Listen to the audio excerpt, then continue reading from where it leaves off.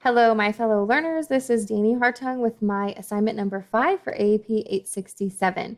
So for the first question of this assignment, how did my tasks in my unit yield appropriate evidence? My unit was based mostly around the kindergarten science standard from KSDE, plan and conduct an investigation about pushes and pulls. So because this and a related ELA standard were both included within my original rubric, the point system that I used to grade my students was appropriate evidence of identified understandings, but I would like to add some things. So in the future, I would add an interactive pulley game. So if I could use school resources to purchase one, I'd love to show students growth over time based on their scores in this game. And it would also add in some technology integration and M-learning as well. I would definitely make the unit longer than 2 days to show stronger data and evidence of growth. Of course, from day 1 to day 2, that's not a very strong evidence of improved understanding. So I would love to dive into more detailed content and then make that a longer process. I would also have students make increasingly more complex pulleys so that throughout the course of time, we could scaffold that learning and make it a more difficult task. And I'd like to implement exit tickets as well. The complex and real-world application of this knowledge. First, I used technology integration. We used a story problem. So even though it was based more in fantasy, we were helping bunnies reach the second floor of a building. And that helped for my students to utilize their comprehension of what pulleys are, the construction, teamwork, and collaboration, the application of those skills, and then presentation at the end because they did explain what they built and what they learned from that. We did see evidence of learning, as I mentioned in my previous assignment, that when we watched the Magic School Bus, a few days later, they did recognize pulleys and were very excited that they knew about them already.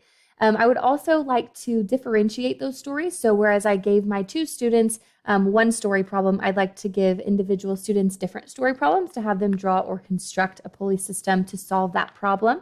I may also like to put this sort of pulley problem in different contexts. So something like a construction site where they're randomly assigned tasks. This will make their collaboration more structured, I think, and help them to see more real-world applications.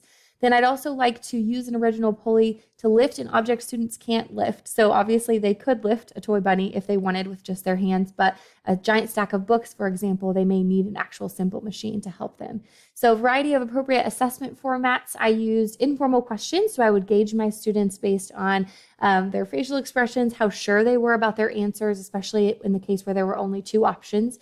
For my summative assessment, I used an oral quiz at the end of each day, which I did grade, even though they had visual cards, it was implemented orally. And then they had a group project of making and then explaining their original pulley. I would like to add an interim assessment. So I would kind of make this unit more expanded, add in more simple machines and more complex learning. And then I would put all of that accumulated learning into a final unit assessment, which I would have my students complete. I would also like to incorporate some instructional animations. So I learned through one of my scholarly articles that relates to my unit that students learn better and retain information for the longer term whenever they see them represented as animation rather than just as a static picture. So it would be helpful for my students, even though we did use videos, to see each of those quiz questions as either a GIF or a shorter video clip rather than just a clip art picture.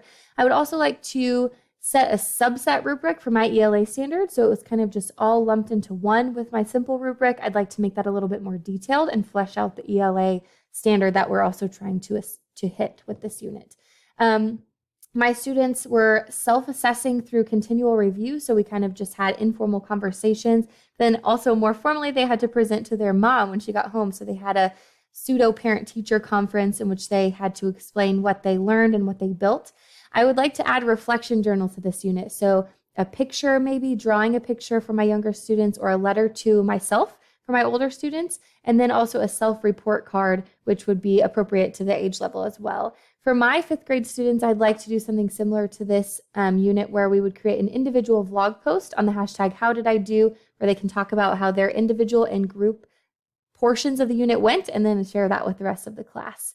So these are my references. We do know that students who participate in self-reflection retain that information and apply it better later on. So I'd love to incorporate that as well as some of these other changes. I hope that you all enjoyed my video. I wish you all the best of luck in the coming fall, and thanks for working with me this class. Bye.